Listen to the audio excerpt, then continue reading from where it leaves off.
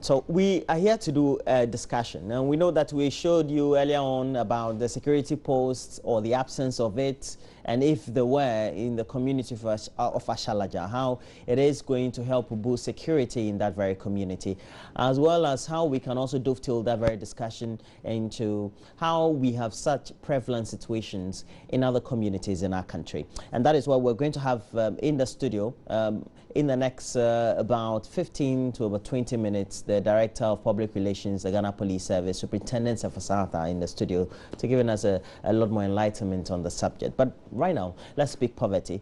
Let's speak eradication of the canker itself and what efforts that the UN Children's Emergency Fund is doing to improve the current situation as it is, and how we also need to mainstream the discussions into our current context as a people and as a country. And we know that that very conversation, as we've seen on the promo on the show this morning, will be on JN Interactive, and the main host of the show is here, Beneza Abu-Beidu. How are you? Hi, Roland. I'm and good. Basically, it will be about what? Well, we're discussing child poverty, and if you've been watching us for a very long time, we had a story about a family in the Ashanti region where the children had to share school uniforms and sandals, and it tells you this is one of many stories about how children have to endure the state of poverty in the country.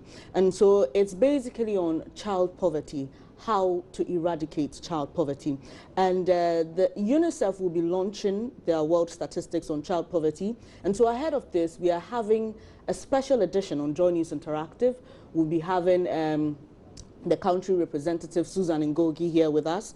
There will also have Nanoye Letha, Minister of Gender, Children and Social Protection, here in the studio to answer your questions on the various issues that matter to you on child poverty. So what we've done is on our various social media platforms, and Joy News Interactive basically thrives on social media. So on Facebook, on Twitter, and via Skype, we are inviting people to join in the conversation.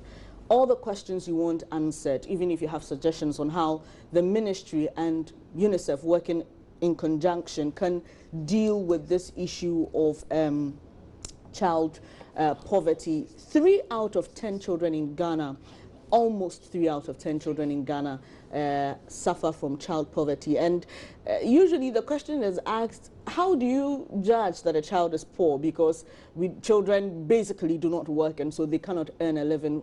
How child poverty is judged is based on the homes they come from. So largely, if children live in homes where there's a lot of poverty and the families cannot, or the guardians they depend on cannot provide their basic amenities, then those children fall under the category of child poverty. If you go on the BBC's page today, there's a story that 1/5 of developing world children live in extreme poverty, and gives you examples of other countries in sub-Saharan Africa who have to deal with it. So basically, this is for you, our viewers, because we know you have a lot of questions you want answered.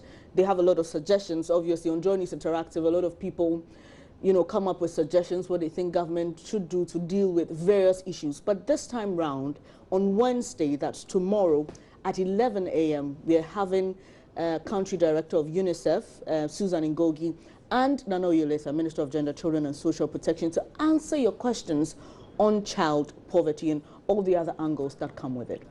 And then did we do some investigative pieces, or perhaps visit the communities and try to put together? Yes, our colleague Justice Beidu, he's done a lot of work in rural communities dealing with poverty largely, and also focusing on child poverty. And I mentioned the Beidu family story as one example where, you know, the plight of children is put to the fore, where you see that children cannot even have a school uniform each, and they have to share school uniforms and all that. So it's on the basis of these that we are bringing these two people into the studio. And like I mentioned, get onto our Facebook page. We've posted some questions there. Leave your comments. You can also inbox us your Skype ID, and would reach you, and would also have some Skype conversations tomorrow as people get more interactive on the subject matter. And then you get to hear from the minister herself and from Susan Ngogi what they're doing about this issue in the country. Well, we'll see how that goes. Sure. We wish you all the best with it. Thank you very It's much. definitely tomorrow. Yes. All right. Thank you very much. Ben is Abubeidu, host of JN Interactive.